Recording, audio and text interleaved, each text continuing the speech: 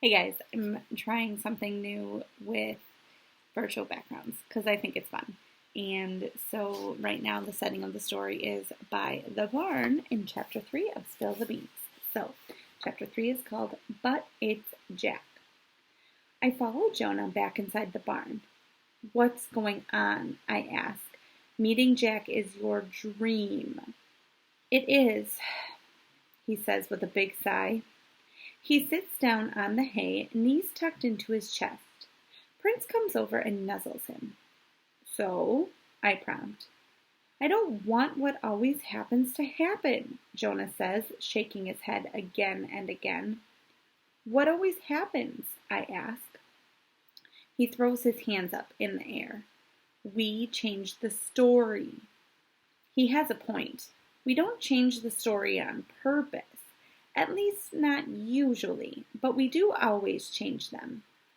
Yeah, I say, I guess we do. And I don't want to change Jack and the Beanstalk, he says. It's perfect as it is. I get it. Aw, Jonah, things usually turn out fine, I soothe him. Even better, actually. He kicks a piece of hay with his foot. You saw what happened at soccer today. I messed up. I mess up everything lately. And I don't want to mess up Jack. He puts his head down on his knees. You don't mess up everything, I say. It was just one game. And well, we are already here, I point out. And maybe we could be super careful. See how it goes? We don't want to just hide in the barn. And I know you'll regret not meeting Jack. You really will. He bites his lower lip. Yeah, I probably would. You definitely would. Come on, stand up. I take his hands and pull him up to his feet. We have to be super careful, Jonah says. Okay? I don't want anything to go wrong. Jack is my hero. Really? That seems a bit extreme. Jonah nods. Yes, he is. He's so brave and a good climber, and he's not scared of anything. He's like a big brother I've always wanted. I bristle. A big brother? A big sister isn't good enough? I'm definitely brave. And if I do say so myself, I've gotten to be a pretty good climber thanks to all the fairy tales we visited. I don't exactly love heights, but I climbed up Rapunzel's braid without too much of a problem. Jonah's the one who messed up her hair. Jonah flushes. A sister is good too. You know what I mean. I don't really, but I don't want to argue with Jonah now. So should we go say hi? I ask. Yes. After all this, we better really be in Jack's story. There better not be a Jill hanging around here somewhere, ready to fetch a pail of water and roll down a hill. Jonah slides open the barn door and Prince follows us inside. It has started to drizzle, so I put my hood on. Jonah does the same. See, I knew hoodies were a good idea. We walk over to the woman. Hello, I say. She practically jumps at the sound of my voice. Hello there, she says. You surprised me. We don't get many visitors this far from town. She has an accent that makes her sound kind of like Mary Poppins, British. Moo, the cow says, swishing her tail. Prince barks at the cow in a friendly way. I'm Abby, and this is my brother Jonah, I say. That's our dog, Prince. I'm called Ada, the woman says, and this is Princess Milka. She pats the cow's side. Are you a friend of Jack's? Ada asks us. Jonah and I turn to each other, our eyes wide. Jonah is jumping on his toes. Yes, Jonah says. Well, kind of. He doesn't know us. We're just visiting. Visiting Trade Town? The woman scoffs. Not much to see here besides a few shops and a market. The drizzle gets harder. Raindrops land on my nose and hands. Why don't you kids come in out of the rain? Ada suggests. You're going to get your clothes all wet. Jack should be home soon, and you can stay for lunch. She is inviting us in. Jack's mother is inviting us in. This is it.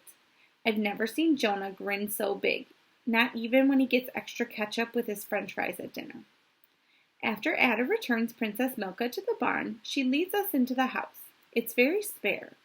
There are 4 rickety chairs around a peeling wood table, an ancient-looking sofa, and a fireplace. Prince curls up on the patchy rug to take a nap. That dog can sleep anywhere. I'll be making the pottage now, Ada says. It's not much, but it's hot and filling nonetheless. You two make yourselves at home and warm your bones by the fire. Thank you, I say. I turn to Jonah. Any idea what pottage is? He shrugs and takes off his hoodie too. Something cooked in a pot? Helpful, I say. I lay our hoodies near the fire to dry. Then we sit cross-legged on the rug next to where Prince is sleeping. I spot a clock on the wall. It's 1:10 p.m., and we've been here for a little over an hour already. So it was 12 o'clock p.m. when we arrived here, and my watch says it's 12:10 a.m. at home. So that means, well, I don't know what that means. I guess I'll have to check the time later. I wonder where Jack is, Jonah says impatiently, rubbing his hands together. Me too, I say. In the version of the story I remember, I think he's just home with his mom all the time. Is that the version with the fairy? Jonah asks. I tilt my head. Fairy? There's no fairy in Jack and the Beanstalk. The version I know doesn't have a fairy, I say. Jonah smiles. The version I know does, he says. Really? Tell it to me, I say. This is a first. I'm always the one telling my brother the stories, but Jonah is kind of an expert on Jack and the Beanstalk. He clears his throat and sits up straight. He looks quite proud. Once upon a time, there was a boy named Jack. He and his mom lived in a little house in the countryside. They were very poor. All they had for money was a cow whose milk they sold at the market. Princess Milka, I say. Jonah nods. So one day, he continues, the mom realizes that the cow isn't giving milk anymore. No milk means they don't have anything to sell at the market for money. Right, that's where we are in the story. We haven't messed up anything yet. Yay, us. So what do? I ask. Jonah furrows his brow and thinks. And thinks. A full minute passes. Oh yeah, I remember the order now, he says. The mom tells Jack to bring the cow to the market and sell it. So Jack starts the long walk to the market with the cow. On the way, a man stops Jack and says he'll trade Jack magic beans for the cow. Jack loves magic, so he says yes to the trade. I wonder if I would have done the same thing in that situation. I mean, magic beans, who could resist? But when Jack gets home with the beans all excited, Jonah goes on, his mom is so mad that he got tricked into giving away their cow. She says there's no such thing as magic beans. Then Mom sends poor Jack to bed without any dinner.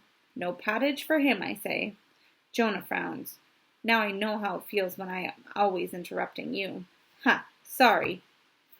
I snort, laugh, and zip my lips. And I'm going to do a part 2 because I don't want to have to rush through reading and not finish before my 15 minutes is up because YouTube only lets me do 15-minute videos. So I'm going to pause and I'm going to come back with part 2.